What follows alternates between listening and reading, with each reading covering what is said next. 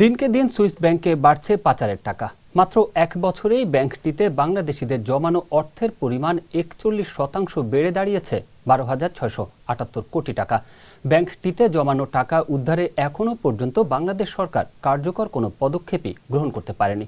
ফলে দেশ থেকে অর্থ পাচার ক্রমেই বাড়ছে। এসব তথ্য জানিয়ে প্রতিবেদন প্রকাশ করেছে দৈনিক যুগান্তর। বিস্তারিত ডেস্ক রিপোর্টে। গোপনীয়তার দেয়াল ভেঙে এরই মধ্যে সুইস ব্যাংক থেকে নিজ দেশের নাগরিকদের তথ্য সংগ্রহ করছে ভারত, পাকিস্তান সহ বিশ্বের শতাধিক দেশ। সংগ্রহীত তথ্য ব্যবহার করে দেশগুলো অর্থ পাচার ও কর ফাঁকি রোধ এবং অবৈধ সম্পদ অর্জন অনেকটা নিয়ন্ত্রণে এনেছে। কিন্তু এক্ষেত্রে এখনো অনেক পিছিয়ে বাংলাদেশ। জীবন অবাক না করলে কে করবে? 28% মিল্ক ফ্যাটের অবাক করার সাথে ফ্রেশ মিল্ক পাউডার। জীবন অবাক করুক প্রতিদিন। সংশ্লিষ্টরা বলছেন, সুইস ব্যাংক থেকে ওই সব দেশ দুই পদ্ধতিতে পাচারের তথ্য নিচ্ছে। প্রথমত, কোনো দেশ সুইজারল্যান্ডের সঙ্গে সরাসরি দ্বিপাক্ষিক চুক্তি করছে। এর মধ্যে মার্কিন যুক্তরাষ্ট্র অন্যতম।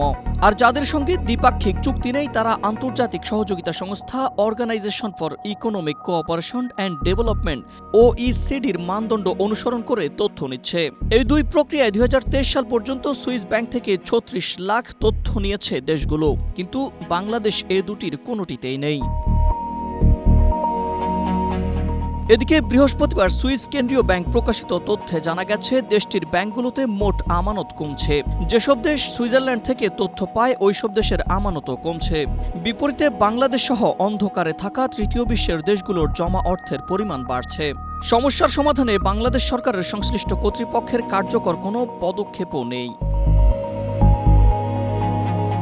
বৃহস্পতিবার সুইস ব্যাংক প্রকাশিত রিপোর্টে বলা হয়েছে, ২০২৫ সাল শেষে দেশটির বিভিন্ন ব্যাংকে বাংলাদেশিদের আমানতের স্থিতি দাঁড়িয়েছে ৮৩,৪১ লাখ সুইস ফ্র্যাঙ্ক। প্রতি ফ্র্যাঙ্ক ১৫২ টাকা হিসেবে স্থানীয় মুদ্রায়, যা ১২,৬৮৭ কোটি টাকা। আর এক বছরে আমানত বেড়েছে প্রায় ৩,৮০০ কোটি টাকা।